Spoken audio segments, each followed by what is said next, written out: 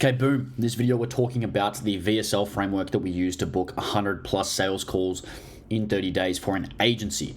So this was not a B2C VSL. I see a lot of people talking about VSLs and video sales letters, talking about, doing some type of webinar style video that converted someone for like $9.97. That's not what I'm talking about. This is talking about how to sell 7 and 8 figure contracts. Not 7 and 8 figure contracts, 7 and 8 figure clients on 4 to 5 figure contracts per month. And it's just a little bit different. And we'll talk about some of that stuff in this video in terms of how that should be different. In terms of how you need why you need a VSL, the reason is you're going to book 3 to 4x as many calls. The calls that you do book will be more qualified because they've seen your face, they've heard your voice, and they've listened to you explaining your service. The calls will also be slightly warmer and slightly more pre-sold because you'll sell them a bit in the VSL. And like I said, you're going to get more calls, which leads to more sales and better and more qualified clients. It's really, really simple. It has a really great impact on the bottom line. Basically, what you need to know is that this works at any industry and any revenue level. So we have clients that range from 30K a month to up to 10 mil a month, and the same strategy applies here.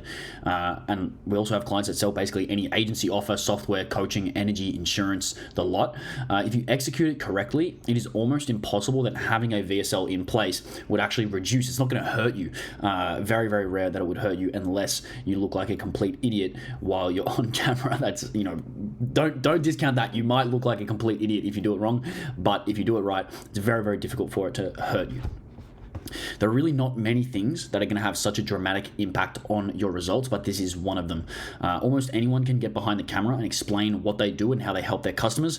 But for some reason, people have reservations about whether it's going to work, whether it will work for them, yada, yada, yada. And the thing is, most people will say, if I can just get someone on the phone, I know I can build a lot of rapport and close someone. That's what most founders will say. But that's really all you're doing in the video. So you're saying the exact same thing that you would say on a sales call to build rapport and get prospects interested, except you are doing it on a video for everyone to see. It is pretty foolproof and it can give you some pretty crazy results. We've cut the cost per book call from $500 to $1,000 on ads, all the way down to as low as $17. And there's some screenshots here showing that. It didn't stay at $17, but it stabilized around $50 to $100, which is, that's still pretty juicy. It's still not bad. And then obviously when it stabilized, we booked about 116 calls in January, matched that in March as well. Bit of a drop down in February, but with a little bit less spend, a little bit less profitable spend. And this turned to, I believe, 5 to 10 clients so far in March, but with a little bit of pipeline coming through soon. So just a bit of proof. This was the automation for the calls booked, firing off basically every single day. I'll just laugh at myself because, why not? Don't take things too seriously. Basically, and this is also the VSL framework we use for a content agency. They're working 40 calls a month, added about 100K a month in 7 months. Email marketing business quadrupled their business in 120 days. And you want to have a warning that the reason that these results occurred was because the VSL was actually good. And I will warn you that having a bad VSL is worse than having no VSL at all. And it is possible to talk yourself out of a deal on a VSL, so make sure that if you do it, you do it right.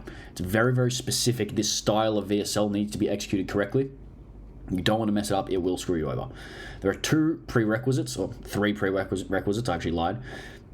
Number 1, you want to have a great offer with low friction. Number 2, your track record will help you a lot. And number 3 is that you want to have a lot of content available outside of the actual VSL.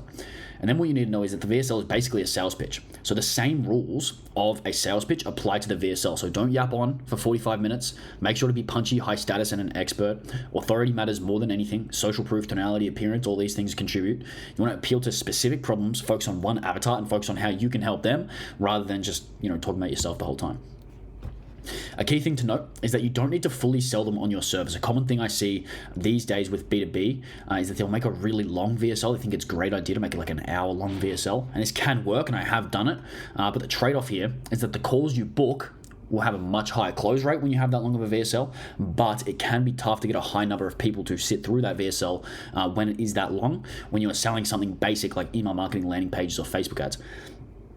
The thing is, when you are selling something like some type of unique supplement, some type of thing that's going to solve a really pertinent problem, something that's really, really almost deep, it can be a good idea to have a long VSL to explain what you do and explain how it works and explain how you can help different types of people. But when you're selling something that's just a basic service, like one of these things, you just want to make something long enough to get them to take one step towards you, whether that's 5 to 20 minutes, probably less than 20 minutes. I'd say 5 to 10 minutes is probably the sweet spot, up to 20 minutes. The VSL I was talking about in this video was about 20 minutes. But after that, we actually saw that the tests that were longer than that had a little bit of a drop off.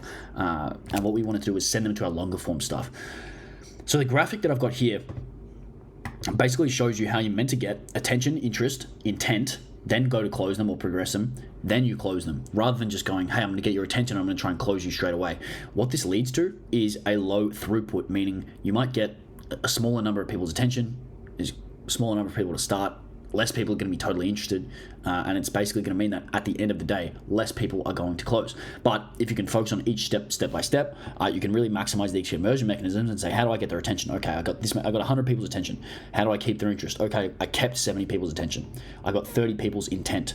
Then I closed 30% of those people. So then you have a high number at the end of the day. What this looks like is you obviously have your ad hook, you have your VSL, you have your sales call booked, you have sales call 1, sales call 2.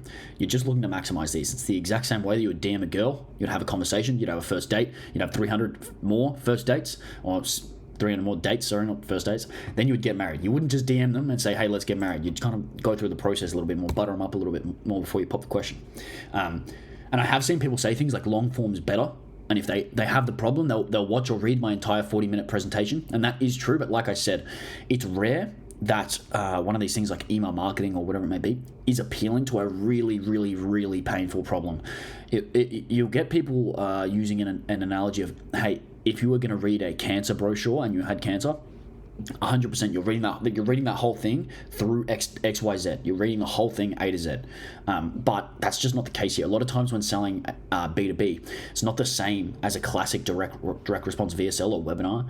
It can be as simple as, I'm a business owner and I need someone to handle my domains, rather than, I'm an everyday guy, my wife doesn't look at me the same anymore, I need to get jacked and get on TRT, which is kind of like the typical direct response VSL. So it can be better when you're looking at B2B to hook them in with a short, sharp, punchy VSL, then keep some bullets in the chamber in the form of more assets for later, and your webinars and your YouTube content and your lead magnets and stuff like that, and you keep that after you get their attention. So you need to hook them in a little bit more and with a little bit less friction at the start when you're talking about a cold lead.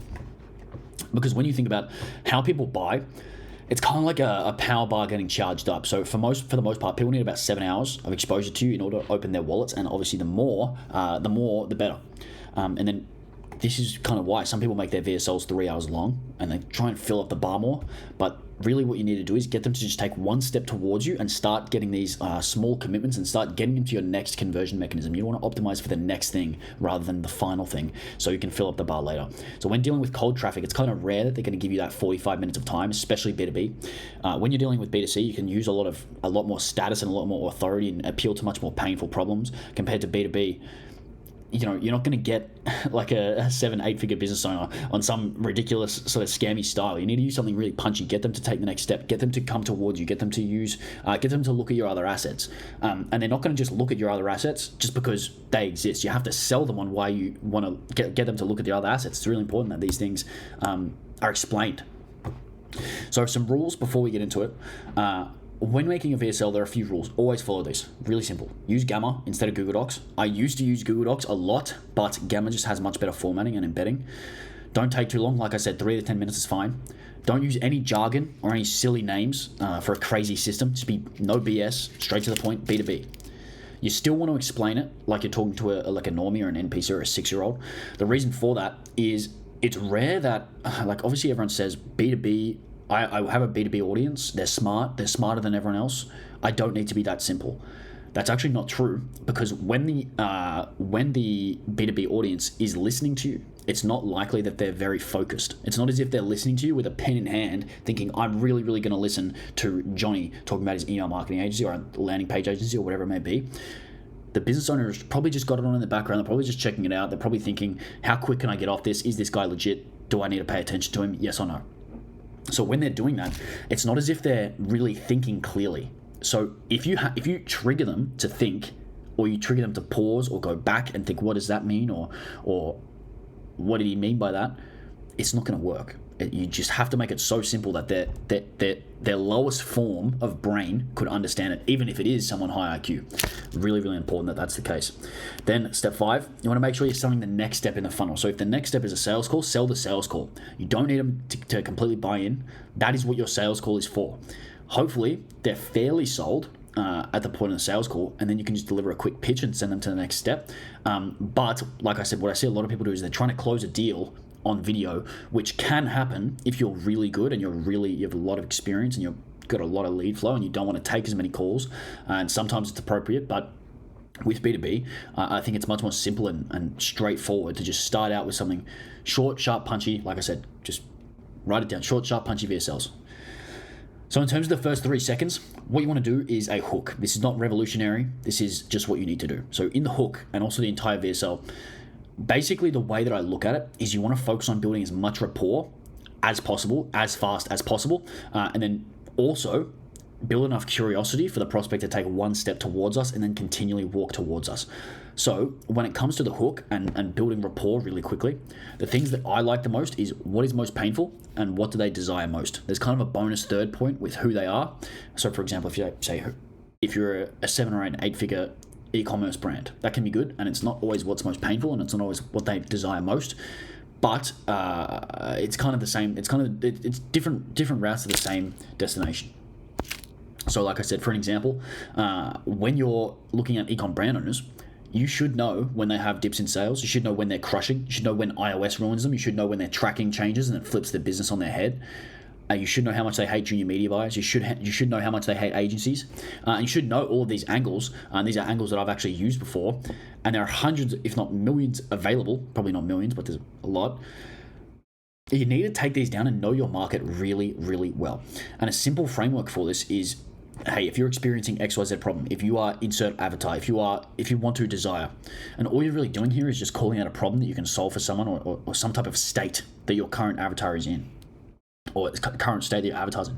So if you're a 7-8 figure brand owner in a niche and you wanted transformation, if you're sick of junior media buyers, if you're struggling with brain fog and chronic fatigue, if you want to scale up to 100K per month or more, these types of things really get them to perk up.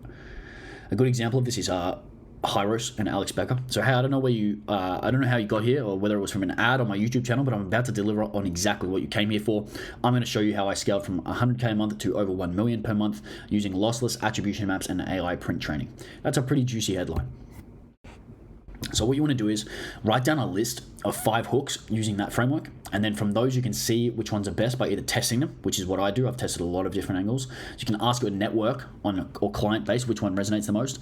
You can use them in pieces of content to see what gets people to perk up and what has the best retention. So short form content is really good for that. Or you can run a poll to your audience. I'll be wary of running a poll because you don't know if your audience is going to be your direct ICP, and you can get some kind of muddy results that way. I think the best way of doing it is testing them on ads or short form content. And when I say short form content, I'll just go back for a second. When I say short form content, I mean to cold audiences. So you're trying to run that to get it viral. So if you have a viral hook, it's likely that'll be really good for a VSL because it perks people up. Then when you look at the first 30 seconds, after that, so 3 to 30 seconds, the next purpose of this is to keep them watching. So once you've caught the prospect's initial attention, you really need to hammer it home that this is for them and that you understand their problems. So remember before I mentioned you need to build rapport really quickly if we want them to listen to us and pay attention and then eventually pay our bank. This can be done by calling out their problems as soon as possible. Then you can follow up with a few extra problems after that. So it's kind of like it's almost like a jab and then a right hook, then a cross, and then you just kind of get them. You're just getting after them at this point. I like to call this kind of the double hook. So in the next 30 seconds after the initial hook, the prospect's probably a little bit interested. They're probably like, all right, fine, I'll stay. What has this guy got to say? But they're not that interested. Just because they watch from 3 to 30 seconds doesn't mean they're going to go watch the rest of the VSL. So it's kind of the same as when a fish nibbles on a bit of bait, and just bear with me, and they're slightly caught by the fishing rod. So they got the hook in their mouth, and they kind of could slip off. And what the pro fishers do, I don't know if I'm not a pro fisher, but what the pro fishers do, or at least what my dad did, he'd sort of shake the rod a little bit to make sure the fish gets properly hooked, and then you can reel them in. So you bait the hook, you get them in, you get that little nibble, and then you shake it, and then as soon as you shake the rod, they get hooked in fully, and then obviously after that you can get them. So what that looks like is making sure the prospect is fully bitten on the hook, so they'll keep watching. What that looks like is immediately dropping another 2 to 3 angles or 2 to 3 points, benefits, problems, points of resonance that are just as good as the initial hook, but didn't quite make it to being the full number one hook. So they're just as good. It's almost like you have your headline, then you have those couple of sub headlines that are kind of like the sidekick to the initial hook. So I'll give you an example. So the hook here is, if you're a founder of a fashion brand, I made a presentation on our $156 million ad strategy. And then the secondary hook is, it's about how we made over $156 million in sales from new customers, not retargeted customers, across 15 plus fashion brands in the past 4 years with meta ads without relying on discounts or sales promotions. So you can see here, this is kind of where you're going after that next couple of seconds. And then you might explain, what does it mean to get new customers rather than retargeted ones? You might explain your case studies a little bit more. You might explain why not using discounts is important and why sales promotions are a waste of time. And that will really get them to perk up. Then in the next, 30 seconds to 3 minutes, this is where you're going to sell them on why the video and what you're talking about is really, really important and why they need to pay attention even more. Because really, there's kind of a theme here that you really need to get them to pay attention the whole time. So what you need to do is twist the knife, raise the stakes, and increase your own status. So what does that mean? So twisting the knife and raising the stakes is really just a continuation of the first 30 seconds with more explanation. You're telling them what is in it for them. What do they stand to gain? What do they stand to lose? What's the point here? And a simple framework for this is, when you do X, you get Y. When you don't do X, you lose Y. So for example, when you use this strategy, a beginner media buyer could run laps around a 20-year veteran. That's Alex Becker. When you use this, you get to keep everything in-house, which means you have complete control. Without using this, you have zero control over what's going on in your sales process. This way, we build it so if you leave, your sales team doesn't leave, and you can have 100% control on what's going on in your business. That's Cole Gordon. And then you have another one. This was from Anvar, Creative Flywheel, who's an absolute jet. So doing it the normal way, 99% of people seeing your ad will mentally opt out before seeing your call to action. But once you do method, your ads will cut through the noise, stop the doom scroll, and trigger your prospect's lizard brain. That's pretty good. I mean, I would like those ads, you know? You start to think, you read this, like, yeah, that makes sense. I'd probably buy that because it makes sense. And then number 4, in this video, we'll cover how you can focus on getting new customers, not just remarketing to your old ones. Doing it that way will eventually lead to plateau, because in order to grow the business, you can't just rely on LTV. You need a steady inflow of customers. That was the one we actually used in the VSL in question here. Then you have to raise your status. This is perhaps the most overlooked aspect of B2B marketing by people who never win. So the losers in B2B marketing never focus on status. And the greatest strength of your favorite guru is that he knows status, and he knows how to manipulate status, and he knows how to use his authority and grow his authority over time. So I bet you probably heard the words, hey, my name is Redacted, and I run a portfolio of companies that does over 100 million, 200 million per year. Of course you have. It's a great status play. Every single time he says something, it's, hey, this is who I am. This is who I am. This is why you should listen. This is really, really important. And the reason this matters is because authority and status are the only reason someone should ever listen while you speak. So when you make a micro claim, for example, without doing this, you're not going to be able to scale on ads. No one's going to listen to you unless you have some type of backing. And that doesn't necessarily mean you have to be Alex Hormozi or you have to be some massive guru, but it does mean that you have to have a very nuanced perspective on the topic. So for example, if you put an NFL player in an opera house and said, hey, go sing opera, he's probably going to be screwed. But if you put an opera singer in an opera house, meaning if you put someone in their zone of genius, they will be able to talk about it, and they'll be able to talk about it better than anyone else. And that is what you need to focus on. You need to focus on your zone of genius and talking about something that you are uniquely positioned to talk about, basically. Because otherwise, no one's going to listen and no one's going to buy. Because if no one listens, no one can buy, and they'll probably be listening, maybe, but thinking you're an idiot. So you can imagine if a homeless guy comes up to you and says, hey, can I scale your ads? Hey, can I run your emails? Hey, can I make your landing page? You'd probably like, maybe not, bud. In terms of how to increase your status, biggest one's going to be case studies, track record. Unique insights is really good. So for example, revealing information that only you could know by being at the top level. Alex Becker did this really well with his high roast marketing. Being jacked is one. That's not a joke. So Alex Hormozi being jacked actually does contribute to his status, because everyone's like, holy shit, who's this guy? Dressing well is a big one. Not compulsory, but it can help if you need it, especially if you look younger, so you kind of have to compensate sometimes. Looking older, more put together, does actually increase your status on your authority. If you look like a 12-year-old, this guy, it can be a little bit more difficult to just appear like you know what you're talking about, and it's not that you have to cope, but it is that if you look really young, you just don't want to appear like I put here down here. You don't want to be overly enthusiastic. You don't want to act like you've never done it before. You need to act like you're an expert. So the expert doesn't come in acting like it's their first day. That's kind of what I mean. And I'm not to say being enthusiastic is low status, but it does actually suggest that it almost is. When someone is super, super jumpy and they look like an Energizer bunny, you almost look at them and you're kind of like, okay. It's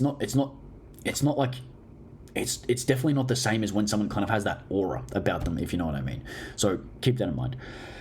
Next, you have actually being really good. This is pretty undefeated in my opinion. Being in really high demand is really good. So if you just don't need the deal, you're not needy. Really, really powerful. That's one of the biggest things of all time. Being needy is really, it's quite repulsive as humans. I don't know why it is. It's probably some psychological backing to that, but being needy is really repulsive, so it really reduces your status. And then life experience is a good one, and self-esteem and beliefs. So if you look at yourself and you don't feel like you deserve anything you have, or you look at yourself, you know you're not putting the work in, you know you're not really like that, it's going to really come out on these sales calls, on these VSLs, in your content as well. And it's quite evident with people and how they react and how they speak a lot of the times. And if you believe things are really hard when they're not, it's going to impact your authority and your status and all these things. So just keep this in mind. Obviously, this is broad, and this could probably be a whole topic, and I'm sure there are people that are really, really good at this, but this is just a quick overview. In terms of the body of the VSL, here, what you're doing is you're outlining the steps and the features of your service. And again, you're just explaining why they exist and why they're beneficial. Again, common theme here. In the body, you're just selling the prospect on why these things are really important and how without them, nothing is ever going to work properly. It's really important that you know this. And the purpose here is just to get the prospect to buy into your process enough to, number one, understand what you're doing, and number two, understand that everything you do is necessary, and even if they don't work with you, they should be doing it your way. Then number three, understand the logic behind your actions. So for example, if you spend 40% or more on middle of funnel and bottom of funnel, you can only capture one segment. This leads to plateaus, pain, and pain. Number two, the reason we avoid segmenting and custom audiences is because it leads to audience fatigue at a certain level of scale because it is segmented. Number three, the reason we don't use discounts is because we need the customers to buy because of the products and not because of the discounts. These are two very different types of customers, and only one of them contributes to long-term growth of your brand. Bonus points here if you can use a story, case study, or piece of evidence to prove why that thing is ultra necessary. So Hormozi does this really well, Dean Graziosi does this really well, Tony Robbins does this really well. Eli Wild does this really well as well. Anyone that speaks on stage or speaks really well on podcasts about like this kind of niche of Tony Graziosi and Eli Wild, really, really strong at this. Check them out on podcasts, check them out on stage, you'll see exactly what I mean. An example of this in B2B, because remember we're B2B, not B2C, is something like, hey, we ran tests on XYZ, UGC in this niche, and what we found was that these statistics outperformed, or these statics outperformed, because they were simpler and more relatable. That was our theory. Turned out that we tested that and it was true, so what we did was this, and this, and that's why it works. Reminder here, this is where you can make it really long, so you need to keep it sharp. If you wanted to make a really long VSL, you can go into heavy detail about every single step and explain everything you do to the nitty-gritty. But the purpose here is just to get them to take one step towards you and not an entire leap. So this means you're going to get more leads and more chances to convert, like I said, so it's important that you stick by that. It's a good idea to go into detail for webinar style content, YouTube, lead magnets, case study breakdowns, and etc. But for now, we'll just keep it short. Then when it comes to the CTA, you want to use the Hormozi method. He made a tweet recently.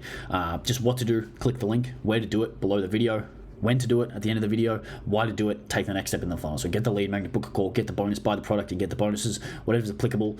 This should be pretty easy, nothing too rocket science here. And that's basically all it is. Hope this helps. If you'd like to click my CTA and find out how I can help you with my co-founder Matt, I was actually writing this and I realized I haven't talked about my offer properly on YouTube. So here's what I do every day.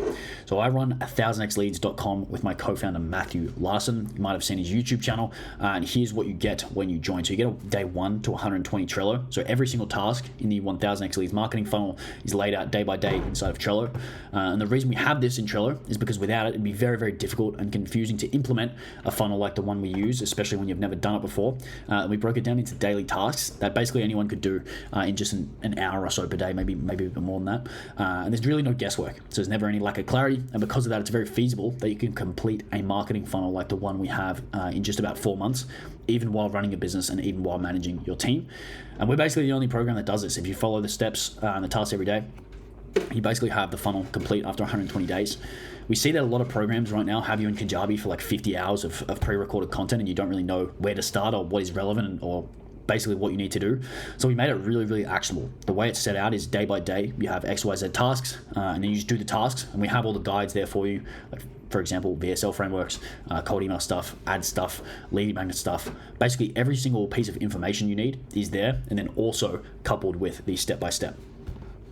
Then what we do is you have a dedicated Slack channel. So this is where we'd be checking in with you twice per day. So once at the start of the day, once at the end of the day. We don't have any customer success people. We don't have anything like that. It's pretty much one-to-one. So you work directly with Matt and I. It's not something where we have this massive team and you get handed off to like a junior person or something like that. It's just us, really. Then what we have is daily calls every day at, I think it's 5 p.m. EST right now, or maybe it's somewhere in that range. There will be a live call for 1 hour. And if you don't make it, you will be sent the recordings. These are very, very high level calls with specific technical details. This is where a lot of the alpha gets covered. So the calls are not really clogged with beginners who ruin them for everyone asking, silly questions. It's basically 50 minutes of content and then 10 minutes to ask any questions you might have, as well as in-depth breakdowns of, how different types of agencies should scale up and how they can work. Because across me and Matt, we've got a decent amount of experience. I like to think if you can look up Matthew Larson on YouTube, you probably know what I'm talking about. Then, like I said, we have those daily check-ins. So we literally will message you every single day in the Slack. And then people are pretty surprised how responsive we are, honestly. Every single day, we literally check in every single day. And like I said, unlike 99.9% of programs, this is just me and Matt. So we don't sell you and then make it sound all good and then dump you off to someone who we pay like $3K a month to just do all the actual work. That's our main focus, basically. It's pretty much all we do every day. And basically, for a lot of people, the biggest thing here is just the accountability. So lack of focus, lack of work ethic can really get people, and it's a really frustrating problem to have when you feel like you might hold your team accountable, but there's no one to really hold you accountable and give you direction. So that's what we like to provide. You're not going to get babied. If you need that extra accountability, we will basically just tell you what to do and kick you up the arse when you need it. And then we give you real-time feedback, like I said. So when learning how to do things, there's nothing really as good as getting that feedback from someone who's done the paid ads, scaled up paid ads, scaled up content, outreach, partnerships, lead magnets, email flows, info products, webinars, live workshops, newsletters, groups, pre-call flows, and websites. And instead of figuring out how to do it yourself, we can basically give you feedback every single day. And look, even if it's not for me, you might think I'm a dumbass. Matt is quite certainly not a dumbass, so that's helpful. But yeah, that's all I've got for this video. Hopefully this was valuable, and I'll see you in the next one.